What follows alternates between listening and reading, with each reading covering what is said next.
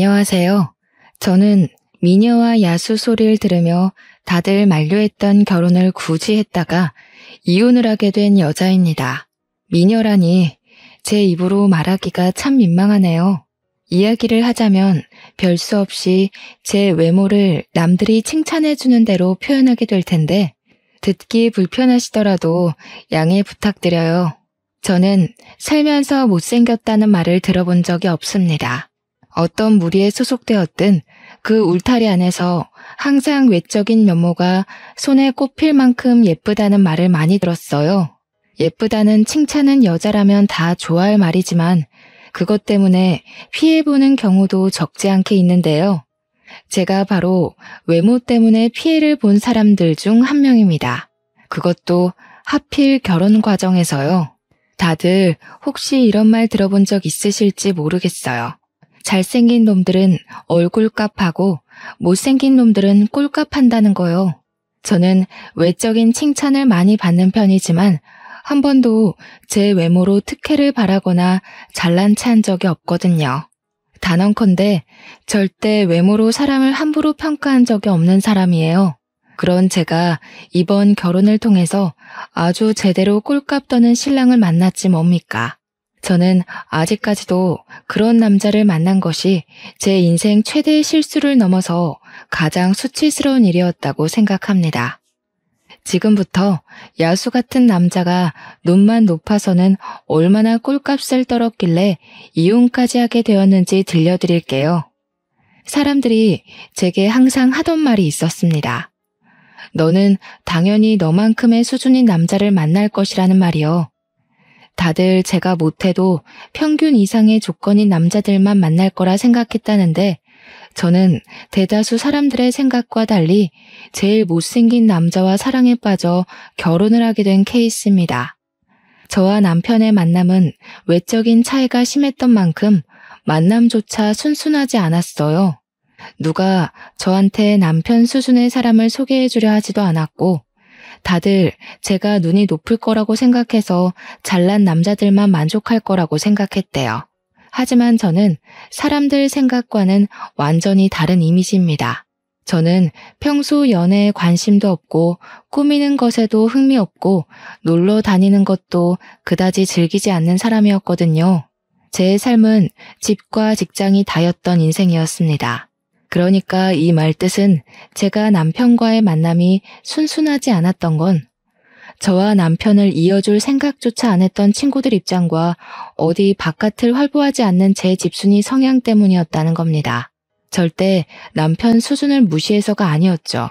누구 하나 저한테 남편을 소개해주지도 않고 제가 또 적극적으로 남자를 찾아다닌 게 아닌데 어떻게 남편과 제가 수월하게 연이 닿아서 결혼까지 하겠어요?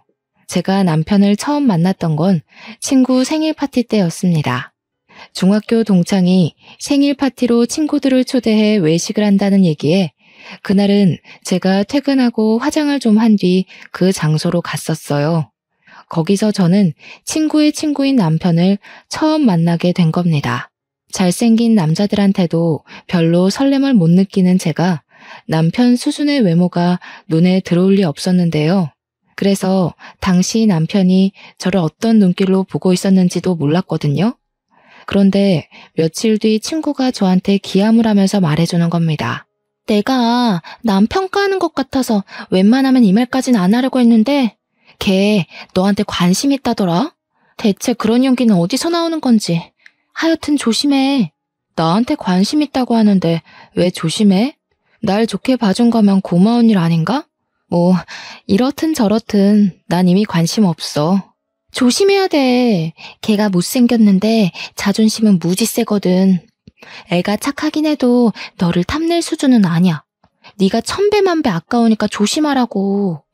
친구가 새삼스레 이상한 걱정을 해주는데 그땐 솔직히 오버스럽게만 보였고 그런 경고를 쉽게 넘겨들었습니다. 당시에는 저의 방심이 자연스러운 거였어요. 남편이 저를 찾아올 리도 없었고 솔직히 따지자면 일면식도 없는 거나 마찬가지인데 뭘 그렇게까지 주의를 주나 싶기만 했죠. 그런데 놀랍게도 제 생각은 단 2주 만에 뒤엎어졌는데요. 남편이 제 SNS를 뒤졌는지 호텔리어인 저의 직장을 알아내서 호텔 앞으로 찾아온 거 아니겠어요? 처음에는 못 알아봤는데 웬 못생긴 남자가 저한테 말을 걸길래 고객인가 싶어서 쳐다봤고 남편이 금세 신원을 밝혀주길래 알아차렸습니다. 남편이 제게 차 한잔하자고 제안하더라고요. 저는 별 볼 일 없다고 생각해서 거절했어요. 피곤하기도 했고 연애 자체에 관심이 없었거든요. 그런데 남편이 며칠 간격으로 계속 찾아오길래 스트레스를 받기도 하면서 한편으론 좀 무서운 거 아니겠습니까? 좋게 말해도 알아듣질 못하길래 경찰에 신고할 거라고 하니까 그 뒤로는 안 나타나더라고요. 솔직히 저는 이런 경험이 한두 번이 아니었어요. 특히 고등학교 때 야간 자율학습 마치고 밤늦게 귀가를 할 때면 이런 일들이 빈번하게 일어나곤 했습니다. 그래서 남편을 거절하는 것에 대해 그리 미안한 마음도 없었어요. 저의 이런 태도는 거만이라기보단 제가 이젠 남자들의 새카만 속내를 알만한 나이이기 때문입니다. 그런데도 제가 남편과 결혼을 하게 된 건 남편한테서 계속 오는 편지 때문이었어요. 남편은 제 번호를 친구한테 들어서 알 텐데도 제 직장으로 꾸준히 편지를 보냈는데 편지에는 항상 장문의 내용이 담겨 있었습니다. 처음에는 보지도 않고 버리다가 한날 제가 인생에 대한 회의감으로 무기력한 시기가 있었습니다. 다들 한 번씩 오는 인생 슬럼프 있지 않습니까? 저도 그런 상태였어요.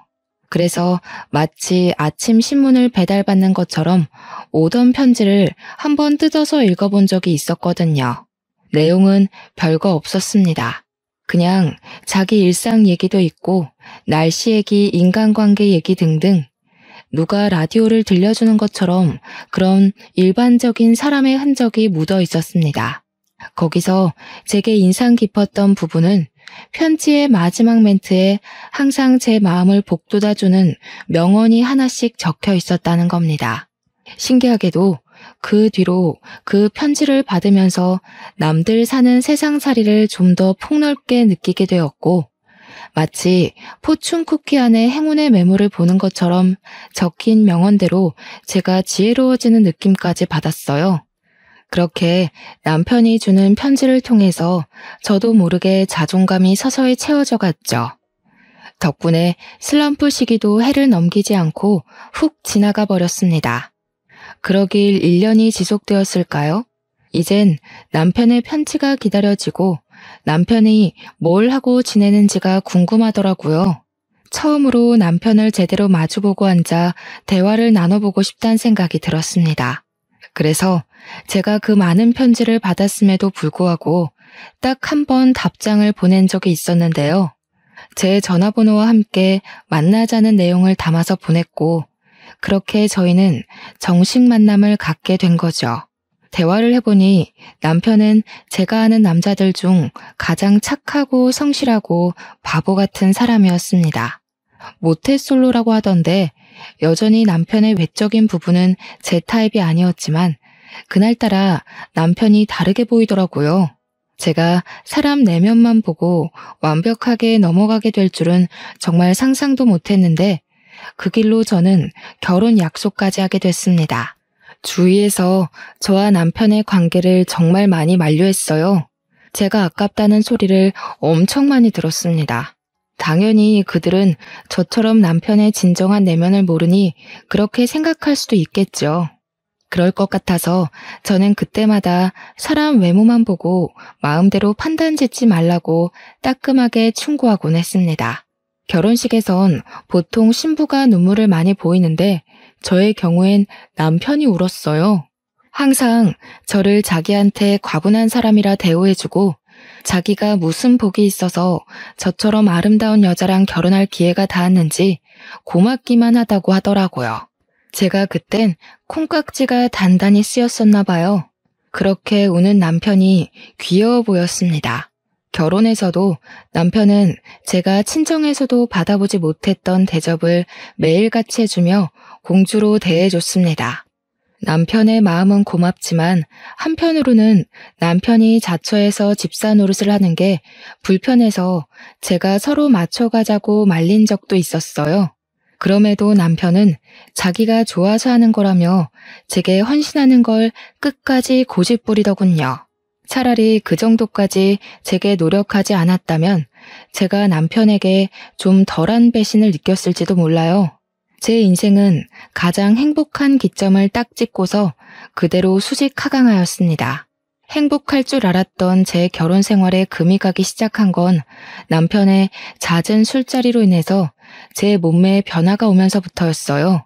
신혼일 때 남편은 저를 여기저기 자랑을 하고 싶어 했는데요.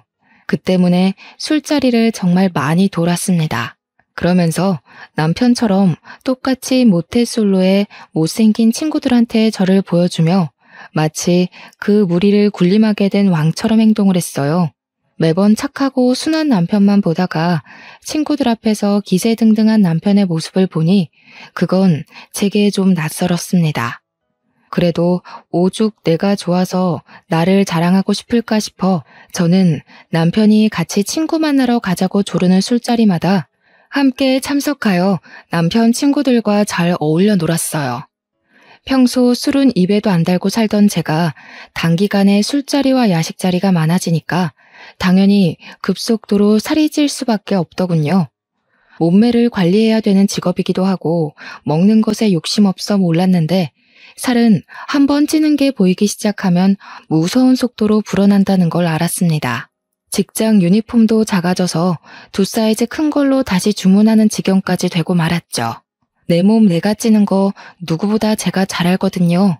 굳이 지적해주지 않아도 알고 있고 더 불어나기 전에 관리해야 한다는 것 정도도 인지하고 있단 말이죠. 그런데 제가 황당했던 건 눈에 띄게 살이 찌자 남편이 변하기 시작했다는 겁니다. 어느 날 남편이 반바지를 입고 지나다니는 저를 보고는 뭐라고 한 줄 아십니까? 여보, 다리가 좀 튼 것 같은데? 허벅지 사이 붙는 것 좀 봐.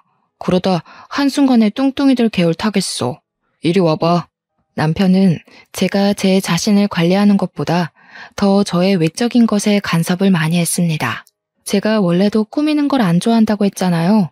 그래서 신혼집에서도 항상 그랬던 것처럼 내추럴하게 다녔었는데요. 제가 살찌기 전에는 남편이 그마저도 예쁘다고 해주더니 살이 찌자 그때마다 제게 지적만 하는 거 아니겠습니까?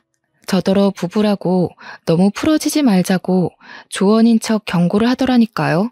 솔직히 단기간에 2사이즈나 불었는데 살이 트는 건 어쩔 수 없는 거 아닙니까? 남편 위해서 남편 친구들이랑 같이 술 마시고 야식 먹고 하다 보니까 찔 수밖에 없었던 거라고요. 그런데 남편은 그런 제 노력은 알아주지도 않고 그저 몸매만 평가를 하고 있으니 제가 서운하지 않을 수 있겠습니까? 남편이 제게 결정적으로 상처를 준 적이 있었는데요. 한 번은 남편이 저더러 임신도 안 했는데 이렇게 트면 나중에 임신해서는 몸이 더 징그러워지는 거 아니냐고 하는 거 아니겠어요? 말하는 게 좀 선 넘는 것 같은데 그만하지? 그런 말 들으면 어머님도 서운하시겠네. 임신을 하면 트는 게 당연한 거야. 그걸 징그럽다고 하면 당신은 당신이 태어난 걸 탓해야 되고 낳아준 엄마를 진작에 돌아섰어야지. 아니, 내 말은 관리하려면 할 수 있는 건데 네가 예전에 비해 나태해지니까 이런 결과를 만들어낸 게 아니냐는 거지. 뭘 또 우리 엄마 얘기까지 끌고 와. 남편은 제가 2사이즈 늘어나고부턴 저를 술자리로 부르지도 않았습니다. 너무 속 보이지 않나요? 남편이 밖에 나가서 놀기 좋아하는 사람이라는 것도 결혼하고 나서 알았어요. 결혼식 올리기 전까지만 해도 항상 제 옆에만 꼭 붙어있던 사람이라서 그렇게 바깥을 나돌아다니는 사람이라는 것도 전혀 알 턱이 없었죠. 저도 살찐 거 너무 잘 알기 때문에 제 몸매에 변화가 일어난 걸 속상하다 생각하고 있었지만 그렇다고 남편의 지적이 달가운 건 아니었습니다. 오히려 기분만 더 상해서 서운함이 커져갔고 반감까지도 들었어요. 그래서 남편과 투닥거리는 날이 훨씬 늘어갔죠. 입으로 나불거리는 지적도 신경 쓰이는데 저를 완전히 열받게 하는 남편의 행동은 또 따로 있었습니다. 제가 남편의 지적에 불만을 표했기 때문인지 남편은 이제 입이 아닌 손으로 저를 통제하기 시작했는데요. 제가 입에 뭘 놓고만 있어도 냅다 뺏어버리기 시작하더라고요. 남편의 그런 간섭은 제가 시댁에 가서 시모랑 같이 요리하다가 간 본다고 입에 넣는 것도 포함이었습니다. 남편은 계속 제가 입에다 뭘 넣나 안 넣나 지켜보고 있었나 봐요. 남편이 제 입으로 들어갈 뻔한 시식을 확 뺏어버리자 제 손에 들려있던 그릇마저 손을 벗어나게 되었는데 플라스틱이라 다행히 그릇에는 문제가 없었지만 시모 바지가 반찬을 뒤집어 썼지 뭡니까. 어머, 괜찮으세요 어머님? 바지에 간장 다 배어서 어떡해요. 제가 치울 테니까 얼른 갈아입고 오세요. 여보, 갑자기 달려들어서 뭐 하는 짓이야. 어머님께서 피해보셨잖아. 간 보는 게 살찌는데 제일 위험한 지름길이야. 찔끔찔끔 먹고 나중에 자리에 앉아서까지 먹을 거잖아. 내가 안 말렸으면 너 오늘만 한 2kg는 쪘을 거다. 좀 그만해. 우리 사이에서의 일을 왜 어머님 앞에서까지 말씀드려. 당신 뭔 소리 하는지 알아들었으니까 그만 나가. 지금 어머님도 보고 계신데 민망하게. 엄마도 알아야지. 엄마가 보기에도 와이프 살 많이 쪘지? 엄마도 예쁜 며느리가 좋지 않아? 얘가 원래 마르고 예뻤잖아. 내가 너무 잘해줬는지 갑자기 이렇게 풀어졌다니까. 나중엔 생판 남이랑 사는 기분 들 것 같아. 당신이 매일 술자리 불러내서 그런 거 아니야. 당신 생각해서 나도 맞춰주려고 노력한 건데 그것 때문에 살찔 수밖에 없었던 걸 어쩌라고. 내 몸 내가 알아서 관리하겠다는데 왜 자꾸 간섭이야? 핑계대지 마. 나 때문에 살쪘다고? 그럼 나는 왜 처음이랑 지금이 똑같은데? 당신보다 술자리 많은 건 나야. 허구한 날 술 마셔도 결혼할 때랑 몸무게가 같다고. 근데 당신은 봐. 몇 달 전만 해도 나보다 체구 작았는데 지금은 나만 해줬잖아. 남편의 개소리 때문에 기가 차서 할 말을 잃고 있었는데 남편은 그 이후 더 짓거리지 못했습니다. 옆에서 저희를 지켜보고 있던 시모한테 뒤통수를 제대로 얻어맞았기 때문이었죠. 못생긴 놈이 바라는 것도 많다. 새아기 아니었으면 누가 너처럼 생긴 놈을 받아줬겠니? 새아기가 뚱뚱해져서 굴러다니더라도 너보다는 데려갈 놈 많을 거다. 가서 내 바지값이나 가져와라 이놈아. 시모가 간장 양념이 다 묻은 바지를 남편 쪽으로 털면서 남편을 주방으로 쫓아냈습니다. 상견례 때부터 알았던 사실인데 시모 성격이 참 털털하더라고요. 목소리도 좀 허스키한 편이라서 솔직히 초반에는 살짝 겁도 먹었었어요. 시모 성격이 얼마나 세면 시부도 시모 옆에선 아무 말도 못하더군요. 살다 보니 알게 된 건데 시댁의 실세는 시모였더라고요. 시모가 학창시절 때도 꽤 문제 일으키는 왈가닥이었다고 하길래 시집살이 제대로 하게 생겼네 라고 생각했었습니다. 그런데 각오하고 시작한 결혼 생활은 오히려 시모 덕분에 편했어요. 제가 아내 노릇 며느리 노릇이 서툴 때면 남편과 시부가 제게 한 소리 얹기도 했는데 그럴 때마다 시모가 끼어들어서 자체적으로 필터링도 해주었습니다. 결혼 처음부터 척척박사로 잘하는 아내, 며느리가 어딨냐면서 제가 하는 모든 일에 입도 못 대게 하였어요. 그래서 저는 결혼 생활 몇 개월간 시모만을 믿고 남편의 간섭도 참아가며 위로받았던 겁니다. 시모 말로는 남편이 외동이었던 건 시부의 외모를 닮은 사람이 또 나올까 싶어서였다고 했는데 시모가 그 말을 해줄 때 웃음을 참느라 힘들었던 기억이 나요. 실례인 거 알지만 남편 못지않게 시부 또한 잘생긴 얼굴은 아니었거든요. 남편이 시부를 아주 똑 닮았더라고요. 그래도 시부는 남편과 다르게 시모기에 정말 눌려 살아서 그런지 참 점잖은 분이었습니다. 유독 남편만 제 외모를 지적하고자 안달이었는데 남편 하나만으로 충분히 스트레스를 받거든요. 그런데 남편 같은 사람이 하나 더 나타난 거 아니겠습니까? 바로 남편의 사촌동생이었습니다. 아가씨는 집에 자주 오는 건 아니었고 결혼식 때 한 번, 명절 때 두어 번 본 게 다였어요. 그렇게 긴 틈을 두고 마주하곤 했으니까 아가씨 눈에는 저의 변화가 더 눈에 확확 들어왔을 겁니다.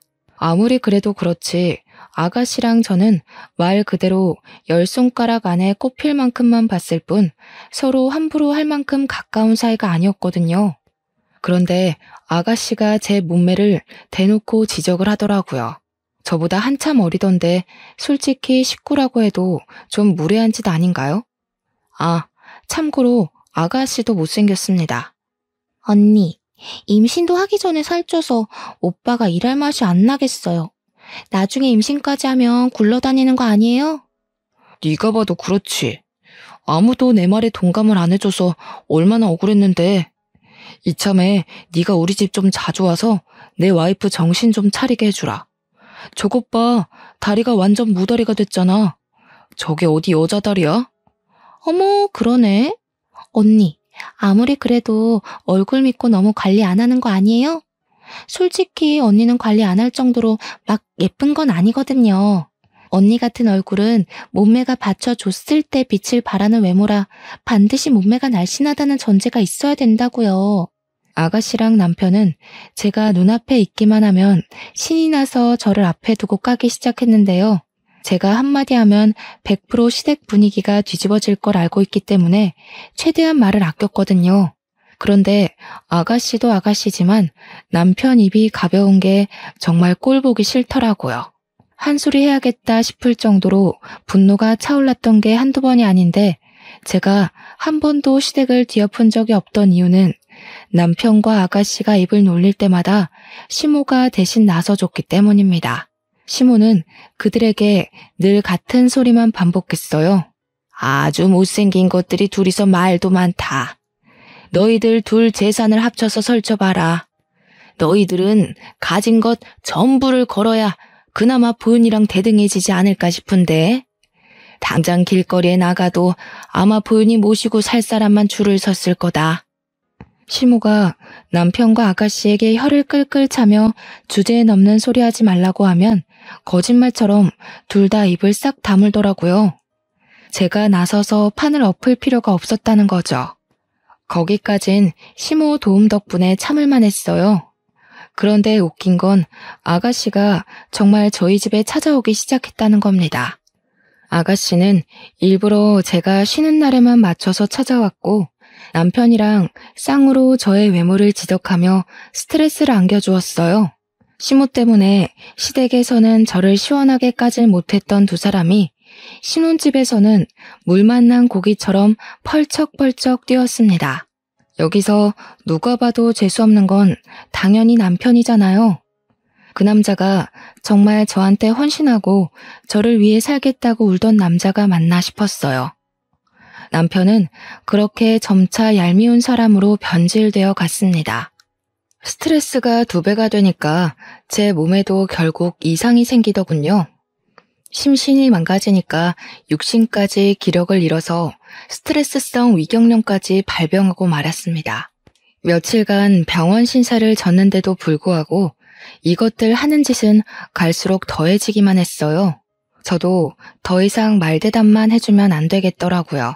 제 몸이 망가지니까 하늘도 저를 안쓰럽게 봐준 건지 저한테 좋은 기회를 내려준 적이 있었는데요. 언니, 저 결혼할 사람이 있는데 언니가 좀 봐주실래요? 제 남자친구가 몸매 좋은 사람이 이상형이라고 하더라고요. 혹시 제 몸만 좋아하는 건 아닌가 싶어서 영 불안한 거 있죠? 언니가 나이 좀 있으니까 저보다 남자 보는 눈이 제대로일 것 같은데 잘 좀 봐줘요. 아가씨가 결혼까지 생각하고 있다는 사람을 저한테 소개해준다고 하더라고요. 그러니까 말 그대로 아가씨는 몸매가 참 좋은 여자였어요. 아가씨가 내세울 건 내면도 아닌 몸매뿐이었죠. 제 당시 몸무게가 65kg였는데 아가씨는 50kg 초반이었던 걸로 압니다. 저한테 떳떳하게 몸무게를 자랑했어서 아주 잘 기억하고 있어요. 키는 아가씨보다 제가 좀 더 커서 사실상 제가 65kg라 하더라도 저를 잘 모르는 사람들은 항상 저더러 늘씬하다고 칭찬을 해주었습니다. 아마 자기 남자친구 봐달라고 부탁하는 것에서 아가씨 속셈은 따로 있었을 거예요.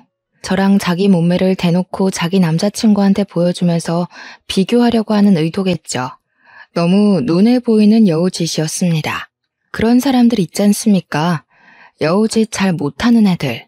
여우짓 한 번도 안 해본 애들이 어중간하게 도화살인 척하면서 본인의 매력을 반감시키는 짓 하곤 하잖아요. 아가씨가 딱 그 짝이었어요.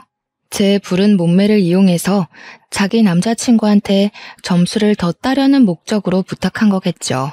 그 못난 속심이 보여서 솔직히 짜증이 났지만 저는 아주 흔쾌히 수긍을 했습니다. 하늘이 주는 복수의 기회라고 생각했어요. 제가 약간의 튼살은 생겼을지라도 태생부터 군살은 별로 없는 편이었어서 들어갈 때 들어가고 나올 때 나온 라인이 약간은 남아 있었거든요. 물론 결혼 전보다는 못했지만요. 그래서 아예 작정하고 처녀 때처럼 꾸며서 나갈 생각으로 아가씨 제안을 허락했던 것입니다.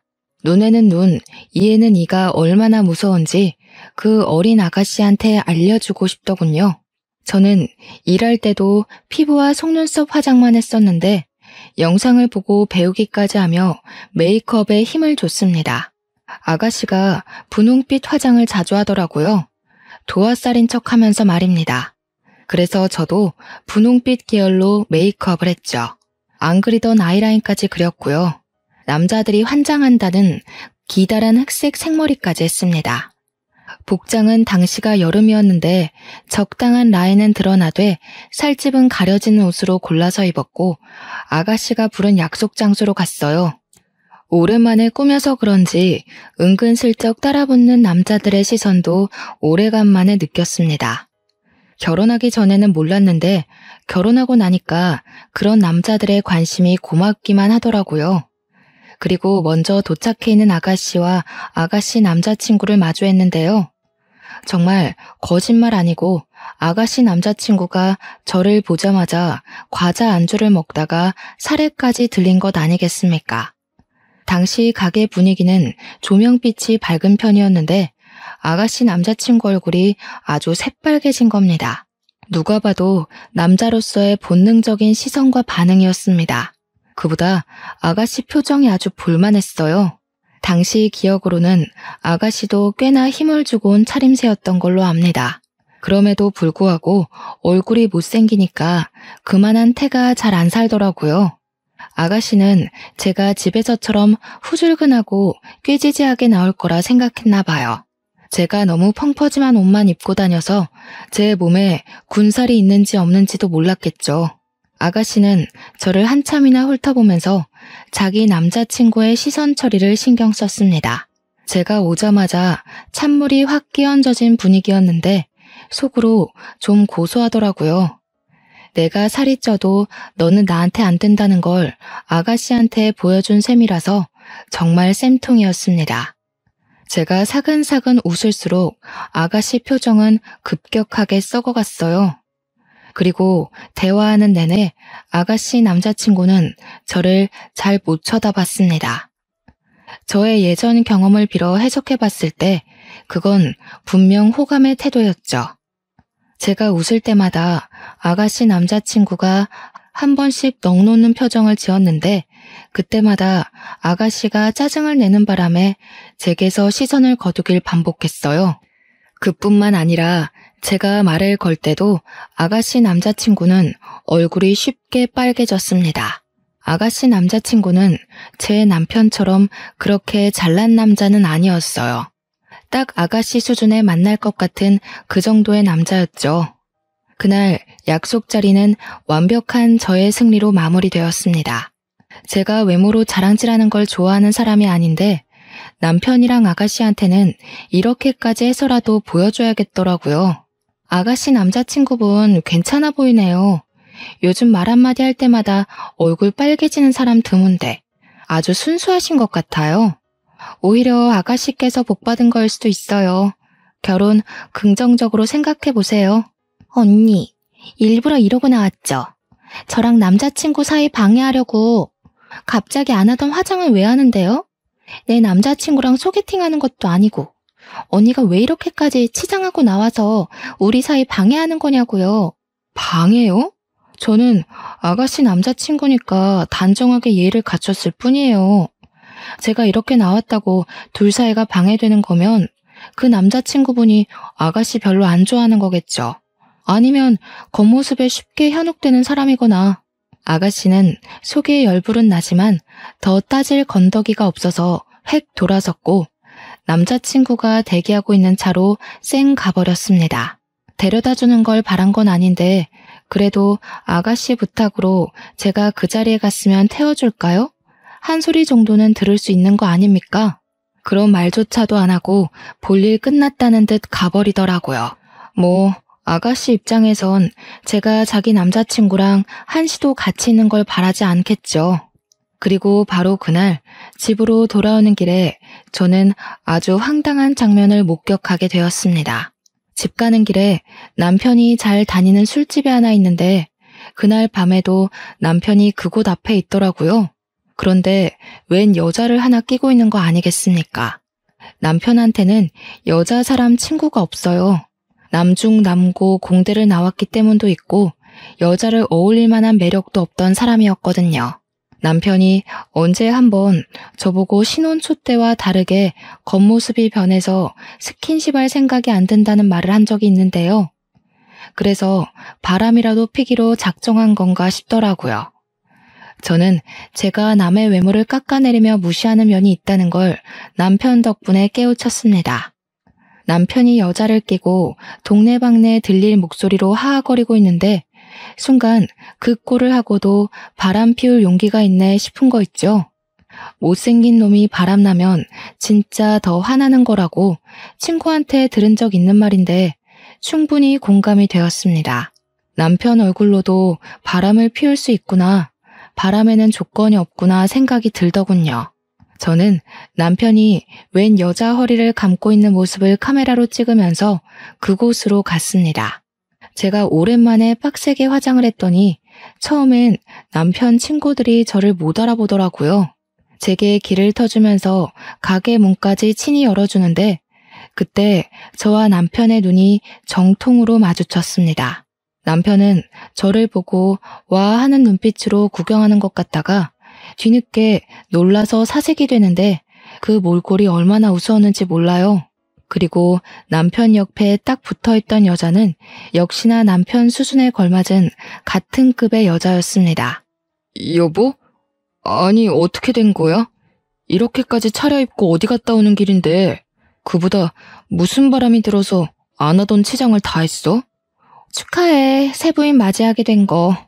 어머님 말대로 혼인신고 늦춘 거 너무 다행이다. 너한테 내가 너무 아깝긴 했어. 그만 이혼하자. 근데 여자분이 너무 보는 없으시다. 고작 이렇게 생긴 남자 때문에 소송까지 당하게 생겼네요. 혼인신고 안 해도 상간녀 소송은 가능한 거 아시죠? 당시 남편 친구들은 술에 취해 있었는데 친구들이 남편 상간녀 앞에서 대놓고 상간녀와 저를 비교하며 상간녀 외모를 지적하기 시작했습니다. 남편한테 욕까지 하더라고요. 이렇게 예쁜 와이프를 두고 생기다만 여자랑 미친 짓 했다고. 넙죽 엎드려 절을 하고 살아도 모자랄 판에 왜 사서 못생긴 여자로 갈아타냐고 악담을 퍼붓더군요. 분명 방금까지 분위기가 좋았던 걸로 봤는데 순식간에 상황이 뒤바뀌어 버렸어요. 기분 나빠도 제가 나빠야 할 상황에서 오히려 상간녀가 너무 많은 지적을 당하는 바람에 여자로서 자존심이 상당히 깎였죠. 상간녀가 얼굴 벌개져선 남편을 밀치고 돌아가 버리더라고요. 상간녀야 소송해버리면 그쪽에 볼 일은 더 이상 없는 거고 저는 남편의 태도가 기분 나빴습니다. 친구들한테 따끔하게 욕을 먹으면서도 상간녀와 제 사이에서 갈피를 못 잡고 있는 거 아니겠습니까? 기분 상해서 저도 먼저 집에 돌아와 버렸는데요. 양심은 있는지 남편이 저를 급하게 뒤따라왔더라고요. 저를 붙잡더니 하는 말이 뭔 줄 아시나요? 좀 전에 있었던 불륜 현장을 변명해도 모자랄 판에 글쎄 저더러 살을 뺐냐고 묻는 거 아니겠어요? 이 와중에 그저 외적인 것만 언급하는 남편이 재수없어서 저는 들고 있던 가방으로 남편 머리통을 후려쳤습니다. 남 평가하기 전에 네 주제나 생각해. 평생 여자 못 만날 팔자 구제해줬더니 아주 꼴값을 떨고 자빠졌다. 나 너랑 이혼할 거니까 그런 줄 알아. 여보, 미안해. 나는 당연히 자기 있는 그대로가 좋아. 그런데 예쁜 거에 환장하는 건 남자로서 당연한 거니까. 자기더러 계속 살 빼면 좋겠다고 한 거야. 당신 너무 예쁜 사람인 걸 누구보다 내가 잘 아는데 결혼하고 나서는 죽어가는 꽃 같아서 그랬어. 내가 당신 자존감 높여주려고 도와준 거라고. 이러니까 모태솔로지. 넌 상대방 욕하고 단점 공격하면서 자존감을 높여주니? 내가 똑같이 해볼까? 아스팔트에 눌어붙은 껌같이 생겨가지고. 네가 돈을 잘 벌기나 해? 볼 거라곤 헌신짝처럼 애쓰는 순수한 마음밖에 없던 놈이 이젠 그마저도 사라져서 이젠 완전 볼품 없어졌네. 뭐라고? 아스팔트? 뭐? 당신 여태 나랑 살면서 그런 생각하고 있었던 거야? 내가 아무리 당신보다 못났다고 하더라도 사람은 겉모습이 다가 아니거든? 어떻게 그런 말을 할 수가 있어? 먼저 겉모습에 정신 빠져있던 게 누군데 나보고 죽어가는 꽃 같았다며? 그래, 주제도 모르고 잘도 나불거렸다. 내 주위에서 너랑 같이 사는 나더러 비 좋다고 하더라. 이혼하면 친구들이 나한테 더 능력 좋고 잘생긴 남자 소개해준다고 대기 중이야. 그런데 넌 과연 나보다 잘난 여자를 만날 수 있을까? 그럴 리가 없지. 그런 여자가 너를 왜 만나겠어? 어때? 자존감이 좀 올라가니? 남편은 제 말에 기함을 하다가도 이제 좀 저랑 살았다고 기분 나쁜 감정도 서슴지 않고 드러내더군요.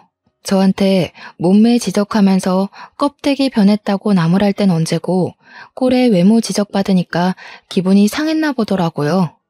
저보고 외모지상주의였냐고 얼굴값 하는 다른 인간들이랑 결국 똑같은 여자였냐면서 그러대요. 어쩜 자기 발자취는 돌아볼 줄을 모르는지 한심하기 짝이 없지 않습니까? 저는 제가 받았던 상처만큼 그대로 돌려줬을 뿐입니다. 세월로 따지면 당연히 제가 훨씬 손해이긴 하지만요. 남편은 저한테 외모 지적을 받아서 단단히 삐쳤습니다. 그러거나 말거나 이젠 남편이 뭘 하든 어쩌라는 건가 싶더군요. 다음날 연차를 낸 저는 시댁을 먼저 찾아가 이혼을 하겠다는 의사를 밝혔고 시부모에게 남편이 바람피웠던 정황까지 낱낱이 보여줬습니다. 가장 먼저 성화를 표한 건 역시 시모였는데요. 남편이 이혼하겠다는 저를 쫓아와 곁에서 내내 불안해하고 있었거든요. 그런데 제 얘기가 끝나자마자 시모가 당장 들고 일어나 남편의 등짝을 패는 거 아니겠습니까? 남편에겐 해명의 기회조차 주지 않았습니다. 이런 멍청한 놈, 너는 네 복을 네가 들고 찬 거다 이놈아. 네가 어디 가서 보윤이 같은 여자를 만날 수 있겠냐? 아유 속 터져. 보윤이처럼 착하고 예쁜 애가 또 어디 있다고. 내가 이런 것도 자식이라고 미역국을 먹었네. 솔직히 시모가 저를 좀 많이 예뻐해 주셨습니다. 외면이든 내면이든 상관없이 저를 늘 칭찬해 주던 분이셨어요. 그 때문에 저도 시모를 굉장히 잘 따랐고요. 그렇게 시모와 잘 지내던 제가 이제 그만 이 집을 나가겠다고 하니까 시모가 속상하고 마음이 안 좋았나 봅니다. 진심으로 아들을 탓하면서 한숨을 계속 쉬더라고요. 그럼에도 불구하고 제 결정을 존중해준 시모 덕분에 저는 손쉽게 이혼을 할 수 있었어요. 남편과 나란히 도장을 찍고서 저는 상간녀 소송까지 바로 진행을 하였죠. 그런데 상간녀 소송 준비 중에 변호사가 유익한 정보를 하나 주었는데요. 남편이 제게 외모지적으로 스트레스 준 것들에 대해서 증거만 충족된다면 위자료를 더 청구할 수 있다고 하는 거 아니겠어요? 그런 것에도 손해배상 청구가 되는지 몰랐습니다. 역시 내가 아무것도 모를수록 전문가의 도움을 받아야 한다는 게 이렇게 증명되네요. 그래서 저는 남편 지인들의 증언과 시모의 증언, 그리고 제가 스트레스로 위경련에 걸렸던 진단서까지 모조리 끊어서 변호사에게 제출했고 덕분에 위자료를 더 받아낼 수 있었습니다. 남편과는 더 이상 연이 끊겼지만 가끔씩 제게 안부를 묻는 시모의 연락은 받고 있어요. 차마 저한테 무척 잘해준 시모를 외면할 수가 없겠더라고요. 시모는 제게 돌아오라는 말은 안 하지만 그립다는 말은 한 번씩 해주고 계세요. 시모가 제게 보고 싶다고 할 때면 가끔씩 제 이혼으로 인해 시모에게 몹쓸 짓을 한 것처럼 죄책감이 들더군요. 그래서 시모와는 특별한 인연으로 관계를 이어갈까 합니다. 아차차, 그리고 아가씨는 그때 저한테 인사시켜준 그 남자친구랑 헤어졌다고 하더라고요. 제가 그걸 어떻게 알게 됐냐면 아가씨가 만나던 남자가 저한테 개인적으로 연락이 왔었어요. 어떻게 제 번호를 알아냈는지 모르겠는데 아무렴 아가씨가 직접 알려줬을 리는 없으니까 혹시 아가씨 휴대폰을 좀 뒤져본 게 아닌가? 일단 그 정도로만 추측을 하고 있습니다. 어쨌든 그 남자는 저보다 7살이나 어린 남자인데요. 연락한 이유가 굉장히 당황스럽더라고요. 글쎄, 아가씨한테 헤어지자고 통보하고 저한테 대시를 하는 게 아니겠습니까? 제 사정도 모르고 연락을 한 것 같길래 제가 이혼녀라고 말을 해줬거든요. 그런데 아무리 말해도 그 남자는 자기 그런 거 상관없다면서 자기는 외모보다는 내면을 바라본다고 그날 아가씨가 저를 소개해줬을 때 대화해보니 너무 자기 타입이었다고 하는 거 아니겠어요?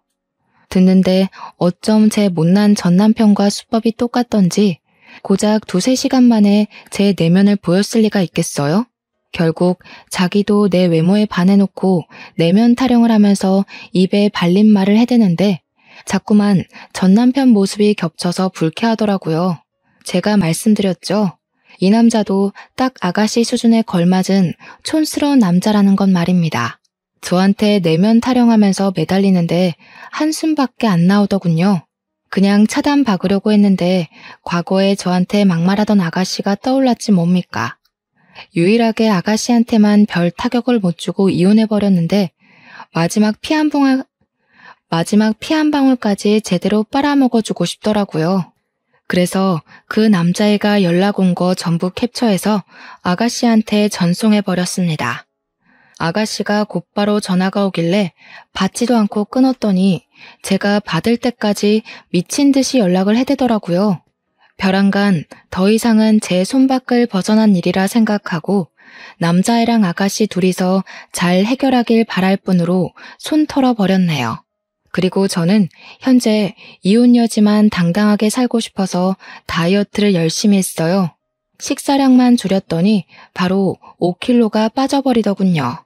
이 기회에 아예 몸을 제대로 만들고 싶어서 헬스장까지 등록했고 운동하다 보니까 새로운 곳에 재미까지 들려버리고 말았죠. 1년 동안 개인 운동 다니면서 트레이너의 추천으로 지금 피트니스 대학에 나갈 준비 중에 있습니다. 한 번도 도전해보지 않았고 감히 상상도 못해본 길인데 하루하루 준비해 가는 날이 알차고 힐링도 많이 되더라고요. 마치 제2의 인생이 시작된 기분이랄까. 아마 제가 아이가 없었기 때문에 아무 일 없던 것처럼 싱글로 빠르게 복귀할 수 있지 않았나 싶습니다. 다른 사연들 보니까 아이 때문에 이혼을 하고도 고충을 겪는 분들 꽤 되시더라고요. 홀로 아이를 키우다 보니 사회적 억압도 2배, 책임감도 2배, 스트레스도 2배가 아닙니까? 저도 저지만 사실 그런 분들이 정말 대단하고 존경스러운 여성분들이 아닌가 싶어요. 어떻게 그런 걸 다 이겨내고 앞으로 전진할 수 있는 건지, 희망을 꿈꿀 수 있는 건지 놀랍기만 하네요. 그런 게 엄마들만이 가질 수 있는 초능력인 걸까요? 그리고 제가 사연을 쓰는 동안 외적인 비하 발언을 많이 할 수밖에 없었는데요. 전 남편의 가벼운 행실을 참기만 할 수가 없어서 저도 모르게 똑같이 행동을 해버렸어요.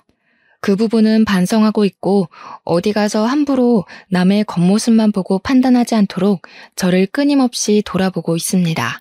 제게 피해를 주는 발언에 맞서는 게 아니라면 앞으로도 쭉 외모 평가는 할 생각이 없습니다. 계속 조심할 거고요. 어찌 보면 별일 아닌 걸로 이혼을 했다고 생각할 수도 있겠지만 저는 제 자존감을 지키고 싶었어요. 저를 함부로 대하는 사람과 평생을 함께할 자신이 없어서 그만 이혼이란 길을 선택한 것이니 제 결정에 후회는 하지 않습니다. 가벼운 선택을 했다고 보진 말아주셨으면 좋겠어요. 다들 나를 지키는 방법은 많고도 다양한 거잖아요? 그만 제 사연을 마무리하도록 하겠습니다. 들어주셔서 너무 감사드려요.